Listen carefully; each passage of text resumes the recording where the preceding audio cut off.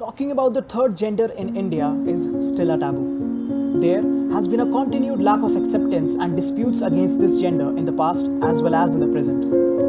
The controversies against this gender continues to exist even when they are legalized by the law. The community's continued efforts to retrieve their status in the society through social media and religion has also invited controversy. And that's why today we want to talk about the third gender or the hijras of India and tell about the historic significance to the society. The third gender have traced their records from the history books in the southern Asia since the Middle Ages, as shown in the verses of Kama Sutra. From history to religion, they were always contemporary in the Indian culture. The Indian god Shiva is often represented as Ardha Nariswara with male and female dual nature. Sikhandi, who fought for Pandavas in the Mahabharata, was born as a female but changed his gender later in life. Kama Sutra talks about same-sex union in chapter 9, which was composed around 400 BCE to 200 CE. As mentioned in the verse 2.9.36, it is apparently clear that men used to perform sexual activities among themselves for favor, service, assistance with mutual consent. Hindu philosophy has the concept of Tritiya Prakriti, which literally means third nature. Historically, before the colonial period in India, a culture open to sexual awareness can be traced back in the history to the 5th century Jain religious books. The 12th century Sanskrit texts such as Vatsyayana, Kama Sutram, and in the Sufist era of erotic poetry known as Reiki in the 13th century.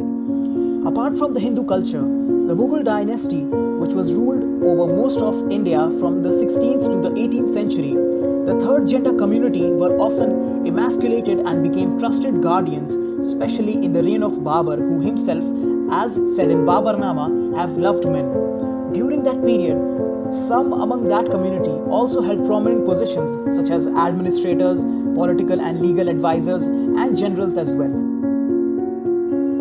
The members of this community are often called by Indian households during childbirth, marriage, and several other occasions. Their custom comes back from the epic poem of Ramayana, which translates the story of Lord Rama, who, when banished for 14 years, was followed by his subjects in the forest. But he tells the man and women to return back to their city. His followers from the third gender community, not fitting in either gender, felt untied by his orders and stayed behind. Lord Rama, who was touched by their loyalty, gave them the power to shower blessings at births, weddings, and other important occasions. The arrival of the Britishers foisted Victorian sexual mores on the Indian culture, that is, illegalizing the third society. The colonialists accused the community of prostitution, sodomy, and castrating young boys. The third culture was seen by them as a multifaceted threat to political and moral authority. The British illegalized the community under the Criminal Tribes Act of 1871, stripped them of their inheritance rights, and started a campaign to remove them from public awareness. While they being a part of South Asia for thousands of years, their identity stood in danger at odds with Western concepts of gender and their morality. This community in the British reign was forced to go underground. Since that period, they have lived on the outskirts of the society. They barely earned money by asking donations voluntarily in exchange for their blessings by performing at household occasions and often engaging in sex work. As children, they were bullied and shunned by their families to be carried away by the third gender community. The colonial state in India propounded control over them by building knowledge about them as untypical in order to criminalize them. The colonialists restricted their community by putting forward Section 377, and hence they had repercussions on their way of life and status within society.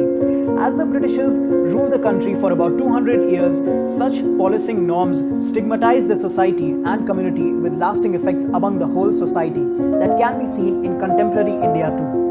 In contemporary India, the third gender are still struggling to protect developing legislation that leaves behind genderism as well as the residues of detrimental prejudices dating from the colonial time. With the removal of Section 377 from the law, there is a hope for a change.